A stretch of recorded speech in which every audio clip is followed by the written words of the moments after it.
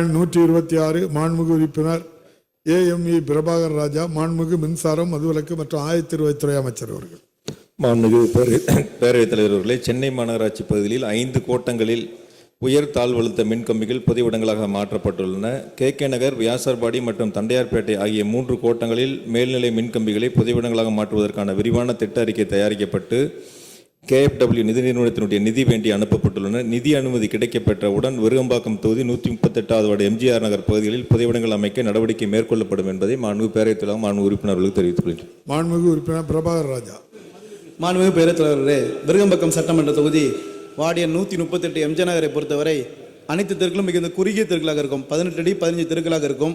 ஆகவே அங்கே செல்லக்கூடிய உயர்நிலை மின்கம்பங்கள் மக்களுக்கு ஒரு சில இடங்களில் ஆபத்தாக இருக்கிறது. குறிப்பாக முல்லை தெரு, அன்னை சத்யா நகர், பாரதியார் தெரு போன்ற இடங்களில் 44 தெருக்களில் அமைச்சர் அவர்கள் விரைந்து புதிய மின்கம்பங்களை செய்து தருவாரா? மேலும் வார்டு எண் 127, 28, 29, 36, 37 ஆகிய வார்டுகளுக்கும் உடனடியாக புதிய மின்கம்பங்களை அமைத்து தருவார் என்று தங்கள் வாயிலாக கேட்டு அமைகிறேன். மாண்புமிகு அமைச்சர். மாண்புமிகு பேரவைத் தலைவர்களே, விருகம்பாக்கம் தொகுதி மட்டுமல்ல, சென்னை மாநகராட்சியில் விடுபட்ட அனைத்து பகுதிகளுக்குமே விரிவான திட்ட அறிக்கை தயார் செய்யப்பட்டு அதற்கான பணிகள் முன்னெடுக்கப்பட்டிருக்கின்றன. நிதி வேண்டி அனுப்பப்பட்டுள்ளன. நிதி அனுமதி கிடைக்கப்பெற்றவுடன் உடனடியாக அந்த பணிகள் மேற்கொள்ளப்படும் என்பதை மாண்புமிகு பேரவைத் தலைவர் மாண்புமிகு உறுப்பினர்களுக்கு தெரிவித்துக் கொள்கிறேன். மாண்புமிகு உறுப்பினர் பிரபாகர் ராஜ். மாண்புமிகு பேரவைத் தலைவர்களே, அமைச்சர்கள் நன்றி தெரிவித்துக் கொண்டு, மேலும் ஒவ்வொரு பருவமழை காலங்களிலும் மழை பெய்யும் பொழுதே அந்த பில்லர் பாக்ஸில் ஒரு அடி தண்ணீர் வந்தன மக்களின் நலன் கருதி மின்சாரத்துறை அதிகாரிகள் மின்சாரத்தை துண்டிப்பது வழக்கமாக உண்டு.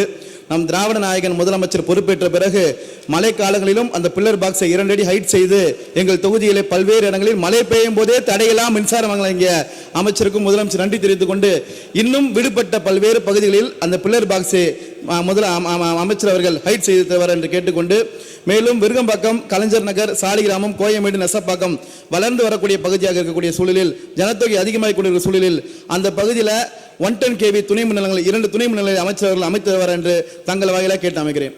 மாண்புமிகு அமைச்சர். மாண்புமிகு பேரவைத் தலைவர்களே, சென்னை மாநகராட்சியை பொறுத்த வரைக்கும் மழை காலங்களில் பாதிப்பு ஏற்பட்டால் எந்த பாதிப்பும் இல்லாமல் சீரான மின் விநியோகம் செய்வதற்காக அந்த பில்லர் பாக்ஸ் 1 மீட்டர் அளவிற்கு உயர்த்தப்பட்டிருக்கின்றன.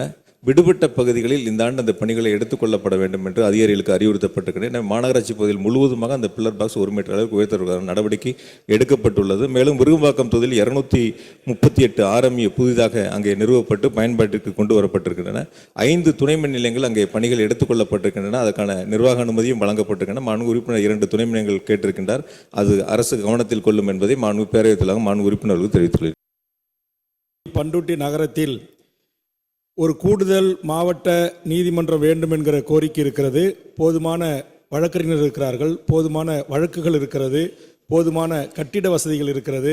மாண்புமிகு சட்டத்துறை அமைச்சர் அவர்கள் நம்முடைய சென்னை உயர்நீதிமன்றத்தோடு கலந்து ஆலோசனை செய்து வரும் ஆண்டிலே அங்கு ஒரு மாவட்ட கூடுதல் நீதிமன்றம் அமைத்து தருவதற்கு ஆவணை செய்வாரா என்பதை தங்கள் வாயிலாக கேட்டு அமர்கிறேன்.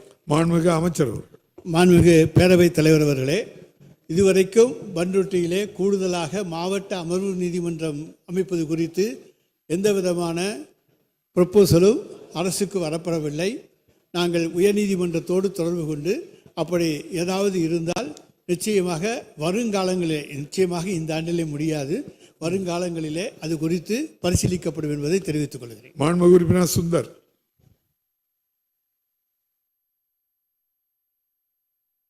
மாண்புமிகு பேரவைத் தலைவர் அவர்களே,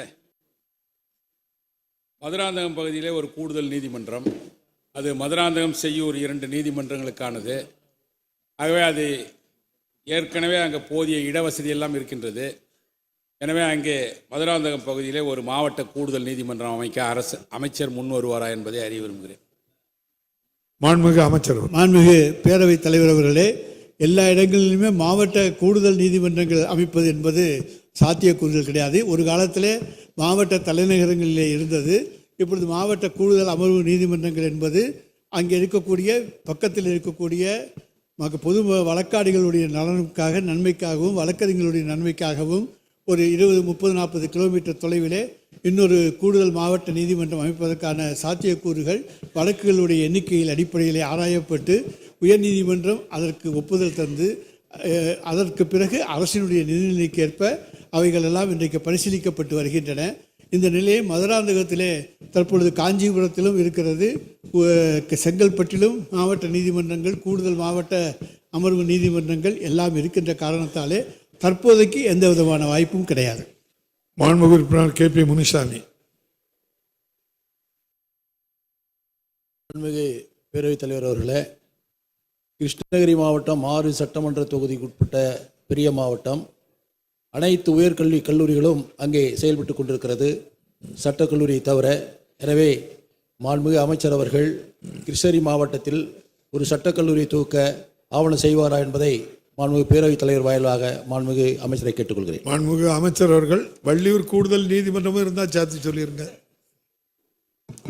மாண்புமிகு பேரவைத் தலைவர் அவர்களே, தற்பொழுது தமிழ்நாட்டிலே உள்ள அரசு சட்டக்கல்லூரிகளுடைய எண்ணிக்கை 15, தனியார் சட்டக்கல்லூரிகளுடைய எண்ணிக்கை 12, நிகர்நிலை பல்கலைக்கழகங்கள் நடத்தி வரும் சட்டக்கல்லூரிகளுடைய எண்ணிக்கை 15, அம்பேத்கர் சட்ட பல்கலைக்கழகத்துடைய சட்டப்பள்ளி, அதே போல திருச்சியில் தேசிய சட்டப்பள்ளி ஆகியவை எல்லாம் இன்றைக்கு செயல்பட்டு வருகின்றன.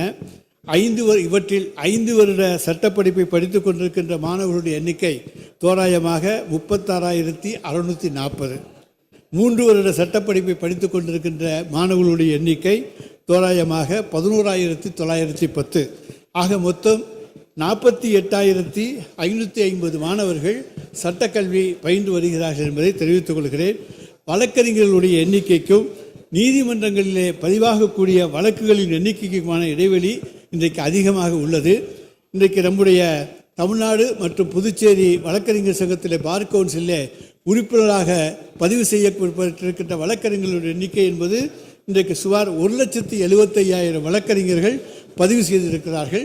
ஆண்டுக்கு 9,000 வழக்கறிஞர்கள் புதிதாக புதுப்பித்துக் கொண்டிருக்கிறார்கள். எனவே கூடுதலான அளவில் சட்டக்கல்லூரிகளை தொடங்கி அதிக அளவிலே வழக்கறிஞர்களாக பதிவு செய்யும் பட்சத்தில் அவர்களுக்கான தொழில் வாய்ப்பில் பாதகமான நிலை ஏற்படுவதுடன் வேலை வாய்ப்பின்மையை ஏற்படுத்தும் காரணியாகவும் அமையும். என்ற காரணத்தாலே தான் இப்பொழுது புதிதாக சட்டக்கல்லூரிகள் என்பது துவங்குவது என்பது தற்காலிகமாக நிறுத்தி வைக்கப்பட்டிருக்கிறது என்பதை தெரிவித்துக் கொள்கின்றேன். அதே போல் நீதிமன்றத்தை பொறுத்த வரைக்கும் ஏற்கனவே சொன்ன பதில் தான். எங்களுக்கு பொறுத்த வரைக்கும் உயர் நீதிமன்றத்திலிருந்து அங்கிருந்து எங்களுக்கு அரசுக்கு அதற்கான கோப்புகள் வர வேண்டும். அதற்கு பிறகு அரசு நிதிநிலைக்கேற்ப அதற்கான அனுமதியை தரும் என்பதை தெரிவித்துக் கொள்கிறேன். ஈரோடு மாவட்டம் தாளவாடி ஒன்றியத்தில் அமைந்துள்ள குளியாடா பகுதியானது மலை மற்றும் காப்பு வன பகுதியில் அமைந்துள்ள ஒரு நிலையில் பகுதியில் நாளொன்றுக்கு 40 லிட்டர் தான் வருது. எனவே குளியாடா பகுதியில் பால் குளிரூட்டு நிலையம் அமைக்க வாய்ப்பில்லை. மாண்புமிகு உறுப்பினர் பண்ணாரி. மாண்புமிகு பேரவைத் தலைவர் அவர்களுக்கு வணக்கம்.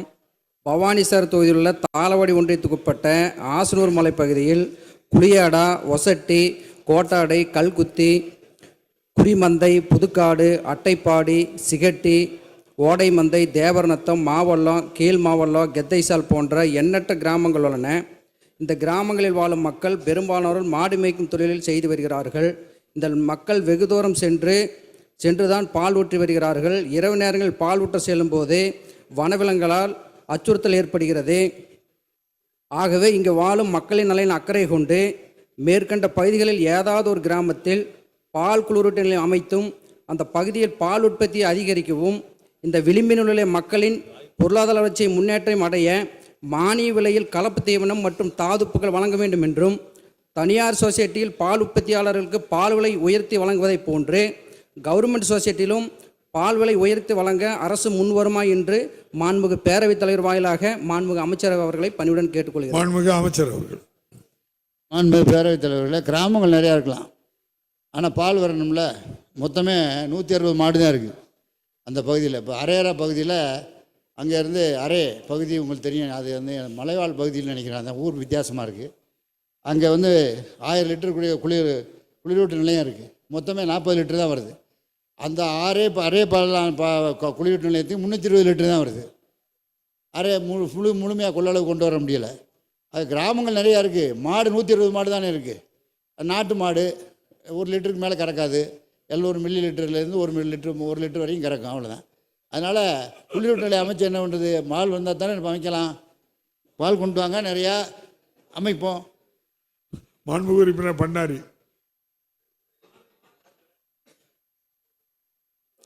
மாண்புமிகு பேரவைத் தலைவர்களுக்கு வணக்கம். அரியப்பாளையம் பேரூராட்சியில் கடந்த 40 ஆண்டு காலமாக தனியார் கட்டடத்தில் பால் உற்பத்தியாளர் கூட்டுறவு சங்கம் செயல்பட்டு வருகிறது. இந்த கூட்டுறவு சங்கத்தில் 622 உறுப்பினர்கள் உள்ளனர். நாளொன்றுக்கு 1000 லிட்டருக்கு மேல் பால் கொள்முதல் செய்யப்படுகிறது. இங்கு பால் குளிரூட்டும் நிலையம் அமைப்பதற்கு தேவையான இடவசதியும் உள்ளது. ஆகவே இந்த பகுதி மக்களின் நலனை கருத்தில் கொண்டு புதிதாக பால் குளிரூட்ட நிலையம் அமைக்க அரசு முன்வருமா என்று மாண்புமிகு பேரவைத் தலைவர் ஆகிய வாயிலாக மாண்புமிகு அமைச்சர் அவர்களை பணிவுடன் கேட்டுக்கொள்கிறேன். மாண்புமிகு அமைச்சர் அவர்கள். அரை பால் இப்போ மாண்புமிகு பேரவைத் தலைவர் அவர்களே, இப்போ அரை பால் நிலையத்தில் இது வந்து குளிரூட்டு நிலையத்தில் வந்து 1000 லிட்டர் இருக்குங்கிறத நான் ஒத்துக்கிறேன். ஆனால் அந்த பகுதிக்கு மாத்திரம்தான் கொண்டு வரல. இங்கே 160 மாடு தானே இருக்குது. நீங்கள் சொல்கிற கிராமங்கள்லாம் மொத்தமே அப்புறம் எப்படி மொத்தமே 40 லிட்டர் தான் வருது. அதனால் இப்போ பிரயோஜனமே இல்லை. மாண்புமிகு உறுப்பினர் செல்லூர் ராஜு. மாண்புமிகு பேரவைத் தலைவர்களே, குறிஞ்சி மலர் மாதிரி 12 ஆண்டுகளுக்கு ஒரு முறை பூக்கிற மாதிரி நான் கொடுத்து 2 ஆண்டுகள் கழித்து தான் அதுக்கு பதில் வந்திருக்கு. அதனால் அமைச்சர் அவர்களுடைய பதில் ஹார்ட் ஸ்ட்ராங்காக இருக்குன்னு அர்த்தம். உங்கள் ஹார்ட் நல்லா. மாண்புமிகு பேரவைத் தலைவர்களே, அதுக்கு நிபுணர் அடங்கிய இந்த அறுவை சிகிச்சை இது ஸ்டாலின் மருத்துவமனையில் அந்த டாக்டர்கள் எம்டி இருக்கிறார். அது மாதிரி ஒரு எம்டி நாங்கள் ராஜாஜி மருத்துவமனையில் போட வேண்டும் என்று கேட்டுக்கொண்டு, அதே மாதிரி மதுரை ராஜாஜி மருத்துவமனை அருகாமையிலேயே குழந்தைகள் நலப்பிரிவுக்கு புதிதாக கட்டடம் கட்டப்பட்டு வருகிறது. 20 கோடி ரூபாய் ஒதுக்கியிருக்காங்க. அது தரைத்தளமும் 2 தளமும் கூட கட்டுவதாக இருக்கிறது. இது 20 கோடி தான். ஆனால் இப்போ ஏற்கனவே இருக்கிற பழைய குழந்தைகள் பிரிவில் படுக்கை வசதி எல்லா வசதியும் இருக்குது. இது இங்கே கொண்டு போகும்போது சிரமமாகும். எனவே மாண்புமிகு அமைச்சர் அவர்கள் கூடுதலாக ஒரு 3 அடுக்கு கட்டடம் கட்டி கொடுத்தால் அது வசதியாக இருக்கும் என்பதையும் இந்த நேரத்தில் தெரிவிச்சுக்கிறேன்.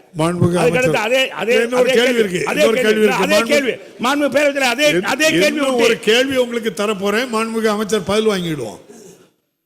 மாண்புமிகு பேரவைத் தலைவர் அவர்களே, மதுரை ராஜாஜி அரசு மருத்துவக் கல்லூரி மருத்துவமனையை பொறுத்தவரை உரிய மருத்துவர்களும் உரிய மருத்துவ கட்டமைப்பும் இருந்து கொண்டிருக்கிறது. என்றாலும் மாண்புமிகு தமிழ்நாட்டின் முதலமைச்சருடைய வழிகாட்டுதலோடு புதிதாக 20 கோடி மதிப்பீட்டில் 2 தளங்களுடன் கூடிய புதிய கட்டிடம் கட்டப்பட்டு கொண்டிருக்கிறது.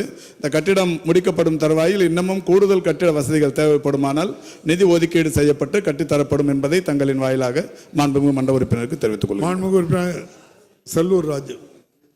மாண்புமிகு பேரவைத் தலைவர்களே, மாண்புமிகு அம்மாவுடைய ஆட்சியில் மாண்புமிகு எடப்பாடியார் அவர்களுடைய தலைமையில் ஆட்சி நடக்கும்போது சென்னை மாநகர் முதல் மருத்துவ தலைநகராக இருந்தது. 2வது தலைநகராக மதுரை தென்பாண்டிய மண்டலங்களுடைய 13 மாவட்டங்களுக்கு தலைநகரமாக மதுரை இருக்கிறது. 13 மாவட்ட சாதாரண ஏழை எளிய மக்கள் வசதி அவங்க சிகிச்சை செய்யறதுக்கு இங்கே மதுரைக்கு தான் வர்றாங்க. அப்போ அவங்களுக்கு அனைத்து வகையான நோய்களுக்கும் சிகிச்சை அளிப்பதற்கு ஒரு கட்டமைப்பு ஜெய்கா திட்டத்தில் 3 பெரிய கட்டடங்கள் கட்டி கொடுத்தார்கள். எனவே நான் அப்படி கட்டி கொடுக்கப்பட்ட மாண்புமிகு பேரவைத் தலைவர்கள் அப்படி கட்டி கொடுக்கப்பட்ட ஒரு ஜெய்கா திட்டத்தில் அறுவை சிகிச்சை வளாகத்திற்கு 250 பேர் நியமிக்க மாண்புமிகு அமைச்சர்கள் கடந்த ஆண்டே சொல்லியிருந்தார்கள். இதுவரை நியமிக்காதனால் அது இயங்கவில்லை. அதே நேரத்தில் வேற ஒன்றும் இல்லை, மக்கள் நலன் சார்ந்தது தான் இந்த புற்றுநோய் அறுவை சிகிச்சை ஹீமோதெரப்பியும் அது ராஜாஜி மருத்துவமனையில் இருக்குது. அங்கேருந்து 7 கிலோமீட்டர் சென்று பாலரங்கபுரத்தில் தான் எலக்ட்ரோ தெரப்பி இருக்குது. இந்த நோயாளிகள் 7 கிலோமீட்டர் போக வேண்டியிருக்கு. எனவே இதையெல்லாம் உள்ளடக்கி மதுரை ராமநாதபுரம் மாவட்ட ஆட்சியர் அலுவலகம் இப்போ காலியாக இருக்கிறது. 1.25 ஏக்கர் பரப்பளவு உள்ளது. எனவே அதில் கட்டடம் கட்டி அதிலே முழுமையாக புற்றுநோய் மருத்துவமனை அமைக்கிறதுக்கு அமைச்சர் அவர்கள் முன் வருவார்களா என்பதை கேட்டு அமைகிறேன். நன்றி. அமைச்சர் அவர்கள். மாண்புமிகு பேரவைத் தலைவர் அவர்களே, 313 கோடியே 25 லட்சம் ரூபாய் மதிப்பீட்டில் ஜெய்கா நிதி உதவியுடன் ஏற்கனவே ஒரு 6 தளங்கள் கொண்ட கட்டிடத்தை மாண்புமிகு தமிழ்நாட்டின் முதலமைச்சர் அவர்கள் கடந்த ஆண்டு திறந்து வைக்கப்பட்டு பயன்பாட்டில் இருக்கிறது. ஒரு தளம் மட்டும் தற்போது ஆபரேஷன் தியேட்டர்ஸ் அது முடிவுறும் தருவாயில் இருக்கிறது. மற்ற 5 தளங்களிலும் அந்த பயன்பாடு என்பது இருந்து கொண்டிருக்கிறது. தொடர்ந்து நான் 4-5 முறை திறந்து வைக்கப்பட்டதற்கு பிறகு போய் ஆய்வு செய்து வருகிறேன். மாண்புமிகு மன்ற உறுப்பினர் மதுரை மேற்கு தொகுதியைச் சேர்ந்தவர், பக்கத்திலே தான் இந்த மருத்துவமனை இருக்கிறது. நேரடியாக போய் ஆய்வு செய்துவிட்டு அங்கே இருக்கிற வசதிகளை எல்லாம் தெரிந்து கொண்டு அந்த மருத்துவமனையின் வசதிகள் குறித்து பேசுவது சிறப்பாக சிறப்பாக இருக்கும். அது மட்டும் இல்லை, இப்போ அவர் இந்த பணியாளர் நியமனம் குறித்து சொல்லியிருக்கிறார்கள். டிஎன்எம்எஸ்சியில் இந்த கிறிஸ்டல் ஆட்கள் தூய்மை பணிக்கு அந்த ஒப்பந்தம் இறுதி செய்யப்படும் நிலையில் இருக்கிறது. இன்னும் ஒரு வார காலத்திற்குள் அந்த பணியிடங்கள் நிரப்பப்படும் என்பதை தங்களின் வாயிலாக தெரிவித்துக் கொள்கின்றேன். இந்த புதிய கட்டிடத்திற்கு HR நியமிக்கும் பணியும் நிதி துறையின் ஒப்புதலுக்காக காத்திருக்கிறது. அதுவுமே இன்னும் ஒரு 10 நாட்களில் முடிவுறும் என்பதை தங்களின் வாயிலாக மாண்புமிகு மன்ற உறுப்பினருக்கு தெரிவித்துக் கொள்கிறேன். அவையின் மூலம் நாட்டு மக்களுக்கு நான் சொல்லிக்கொள்ள விரும்புவது, தமிழ்நாட்டில் பொது அமைதி நிலவுகிறது. பெரிய சட்டம் ஒழுங்கு பிரச்சனைகள் ஏதுமின்றி மக்கள் அமைதியாக இணக்கமாக வாழ்கிறார்கள். இதனால்தான் தொழில் முதலீடு, புதிய தொழிற்சாலைகள், இளைஞர்களுக்கு வேலை வாய்ப்பு என தமிழ்நாடு முன்னேற்ற பாதையில் சென்று கொண்டிருக்கிறது. இந்த நேர்மை சூழ்நிலையை தாங்கிக் கொள்ள முடியாத சில மாநில விரோத சக்திகள், தமிழ் மக்கள் விரோத சக்திகள் அங்கொன்று இங்கொன்றுமாக நடக்கக்கூடிய கொலை, கொள்ளை போன்ற ஒரு சில நிகழ்வுகளை ஊதி பெரிதாக்கி மக்களை பீதியில் வைக்க இரவு பகலாக மக்களின் பாதுகாப்பிற்காக உழைத்துக் கொண்டிருக்கக்கூடிய நம்முடைய தமிழ்நாட்டு காவல்துறைக்கு இழுக்கு ஏற்படுத்த திட்டமிட்டிருக்கிறார்கள். அதற்கு பிரதான எதிர்க்கட்சியும் துணை போகின்ற வகையில் தூபம் ஓடுகிறது. சில ஊடகங்களும் பத்திரிகைகளும் சேர்ந்து துணை போவது இன்னும் வேதனை அளிக்கிறது. தமிழ்நாடு அரசின் நற்பெயருக்கும் களங்கம் ஏற்படுத்திவிட முடியுமா என துடிக்கிறார்கள். அதிமுக ஆட்சியில் எத்தகைய கலவரங்கள் நடைபெற்றன என்பது அனைவருக்கும் தெரியும். அதுபோன்ற எந்த கலவரமும் இந்த ஆட்சியில் இல்லை. குற்றங்களின் எண்ணிக்கை இந்த ஆட்சியில் குறைந்து வருகிறது. புகார்களின் மீது உடனுக்குடன் நடவடிக்கை எடுக்கப்பட்டு வழக்கு போடப்படுகிறது. வழக்குகள் கண்டுபிடிக்கப்படுகின்றன. எந்த கட்சியை சார்ந்தவராக இருந்தாலும், ஆளுங்கட்சி சார்ந்தவர்கள் இருந்தாலும் அவர் மீது வழக்கு போடப்படுகிறது, தண்டிக்கப்படுகிறார்கள், கைது செய்யப்படுகிறார்கள். இதுதான் உண்மை. இப்படி பல்வேறு உறுதியான நடவடிக்கை எடுத்து மக்களை காவல்துறையும் தமிழ்நாடு அரசும் பாதுகாத்து வருகிறது. ஆகவே சில நேரங்களில் நடைபெறும் தொடர் சம்பவங்களை வைத்து தமிழ்நாட்டில் சட்டம் ஒழுங்கே சீர்கெட்டு விட்டதாக மக்களை திசை திருப்புவதற்காகவே வீண் புரளிகளை கிளப்பாமல், எதிர்க்கட்சி தலைவராக இருந்தாலும் அவர் கூட்டணி வைக்க துடித்து கொண்டிருக்கக்கூடிய கட்சியாக இருந்தாலும் ஆக்கப்பூர்வமான அரசியல் செய்ய முன்வாருங்கள். தமிழ்நாட்டில் கடந்த 10 ஆண்டுகளில் உங்களுடைய அம்மையார் அவர்களுடைய ஆட்சியிலும் சரி, தற்போது எதிர்க்கட்சி தலைவருடைய முந்தைய ஆட்சியிலும் சரி, இப்போது எங்கள் ஆட்சியிலும் நடைபெறும் குற்ற சம்பவங்கள் தரவுகளை வைத்துத்தான் காவல்துறையினுடைய செயல்பாட்டை அளவிட முடியும் என்பதை இந்த நேரத்தில் தெரிவித்து, குறிப்பிட்ட சில சம்பவங்களை வைத்து சட்டம் ஒழுங்கு குறித்த தவறான பிம்பத்தை உருவாக்க வேண்டாம் என இந்த தருணத்தில் ஊடகங்களையும் நான் அன்போடு கேட்டுக்கொள்ள விரும்புகிறேன். அரசின் மீது ஆக்கப்பூர்வமான குறைகள் இருந்தால் சுட்டிக்காட்டுங்கள். அரசியல் செய்வதற்காக தமிழ்நாடு காவல்துறையும் அமைதியான மாநிலம் தமிழ்நாடு என இருக்கக்கூடிய பெயரையும் கெடுப்பதற்கு துணை போகாதீர்கள் என்று கேட்டு அமைகிறேன். இன்றைக்கு ஒரு காவலரை அடித்து கொண்டிருக்கின்றார்கள். இன்றைக்கு பயிற்சி மருத்துவரை கடத்த முயற்சித்திருக்கின்றார்கள். இது அரசுடைய கவனத்தில் கொண்டு வருவதற்கு தான் நான் அனுமதி கேட்டேன். எங்களை திட்டமிட்டு இன்றைய தினம் வெளியேற்றிருக்கின்றார் மரியாதைக்குரிய சபாநாயகர். எதிர்க்கட்சியை பொறுத்த வரைக்கும், அது பிரதான எதிர்க்கட்சியை பொறுத்த வரைக்கும், இப்படிப்பட்ட மக்களுடைய பிரச்சனையை அரசுடைய கவனத்தில் கொண்டு வந்து நடவடிக்கை எடுக்க வேண்டும் என்பதுதான் எங்களுடைய நிலைப்பாடு. ஆனால் இந்த அரசு மக்களை பற்றி கவலைப்படாத அரசு, குடும்பத்தை பற்றி மட்டும்தான் கவலைப்பட்டுகின்ற அரசு. இன்றைய தினம் யாரும் தலையிடக்கூடாது. முதலமைச்சருடைய மகன் பேசுறார், ஒருவரோ எந்த பிரச்சனையும் பேசக்கூடாது. இது ஒரு சர்வாதிகாரம். மக்களுக்காகத்தான் சட்டமன்றம், சட்டமன்றத்துக்காக மக்கள் அல்ல. அதை இந்த முதலமைச்சர் உணர வேண்டும், சட்டப்பேரவைத் தலைவர் உணர வேண்டும். நாங்கள் மக்களுடைய பிரச்சனை பேசுக்காக வந்திருக்கிறோம். ஆனால் திரு ஸ்டாலின் தலைமை இருக்கின்ற அரசாங்கம் அவருடைய வீட்டு மக்கள் அதிகாரத்தில் இருந்து கொண்டு அவருக்கு பதிலுரை அளிப்பதில் யாரும் தடையாக இருக்கக்கூடாது. அது எவ்வளவு முக்கிய பிரச்சனையாக இருந்தாலும் சட்டமன்றத்திலே பேச அனுமதி கிடையாது என்ற சர்வாதிகார போக்கை இன்றைக்கு சட்டமன்றத்தில் அரங்கேறிக்கின்றார்கள். இது கண்டனத்துக்குரியது. இன்றைக்கு மக்களுடைய பிரச்சனை பேசுவதற்கான பிரதான எதிர்க்கட்சி, இதில் என்ன தவறு இருக்கின்றது? நாங்கள் பேசிய பிறகு நீங்கள் உங்கள் பதிலுரை தொடருங்கள், அதைத்தான் நாங்களும் குறிப்பிட்டோம். ஆனால் அவை முன்னவரும் முதலமைச்சர் அவர்களும் சட்டப்பேரவைத் தலைவரும் எங்களை வெளியேற்றுவதிலே குறிக்கோளாக இருக்கிறாங்க.